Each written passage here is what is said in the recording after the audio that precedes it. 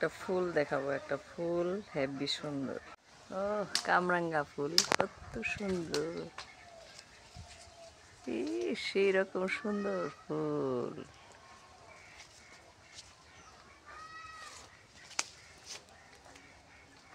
আল্লাহ, লাগল পাই না কে? ও কত সুন্দর, অনেক সুন্দর। এই তো হেবি সুন্দর, আসলে সত্যি মনে করতেছে সিরা ফালাই, কিন্তু কেমনে ছিড়বো?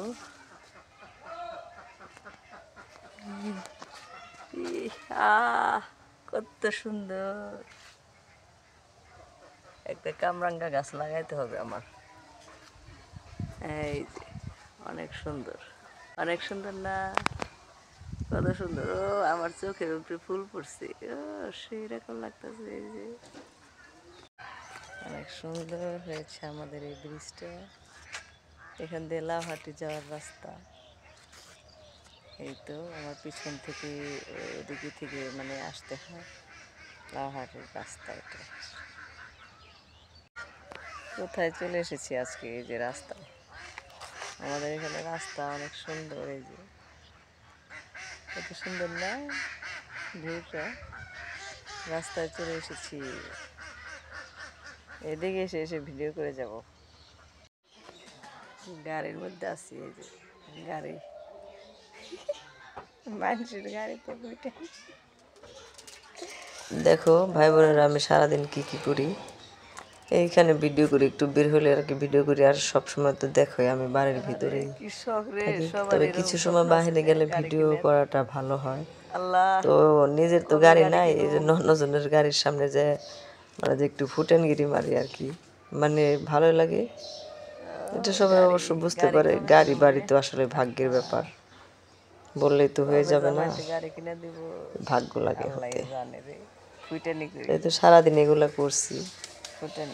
তো ভীষণ রৌদ্র ছিল, দেখো এই রোদের মধ্যে বসে বসে রান্না করেছি।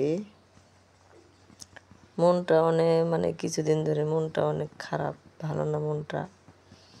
তো ওই যে আমি রান্না করছি বোলের মধ্যেই, ভাল লাগে না দেখে, কিছু ভাল লাগে না কয়দিন ধরে। কিভাবে ভাল লাগবো?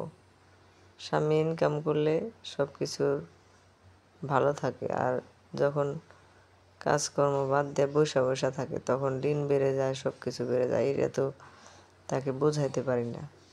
আর এই কথা বলতে গেলে আমার দোষ হয়ে যায় যে আমি কাজের কথা বলতে পারবো না, তুই খাওয়ান পাবি খাবি, পরন পাবি পড়বি, এই কথা বলে মানুষের সামনে আমার এরকম করে। 17-18 বছর হয়ে গেছে, এখন চিন্তা করবো যে এক কাজ বাদ গেলে আরেক কাজ করব। এতে অবস্থায় আমার পরিচালনা করতেছে। তারপরে আল্লাহর কাছে শুকরিয়া আদায় করি, যেমন আছে এমনই। যা আল্লাহ, আলহামদুলিল্লাহ, আমাদের থেকে মানুষ কষ্টে থাকে, আল্লাহ কষ্টের দিন একদিন নিব, ধৈর্য ধরতে হবে, এই আর কি। তো এইভাবে সারাদিন এই ভিডিও করি, এইটা করি ওইটা করি, এইভাবে আনন্দ মনটারে একটু ভালো রাখার জন্য চেষ্টা করি।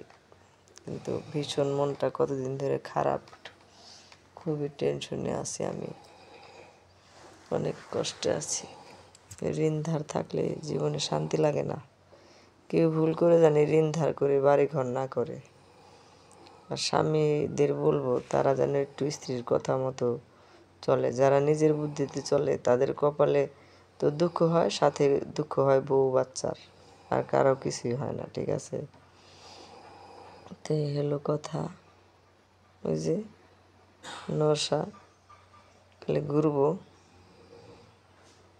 আর কবো যে আমার কাজের কথা কবি না, আমার কাজেরই হইলে আমি করুমনি, হেন তেন। পুরুষের ইতিহাসে মহিলারা বড় লোক, আর পুরুষ যদি ওরকম করে তাহলে তার জীবনটা কী অবস্থা হয় এটা বলে। এই যে অনেক রোদ উঠছিল, কত রোদ উঠছে।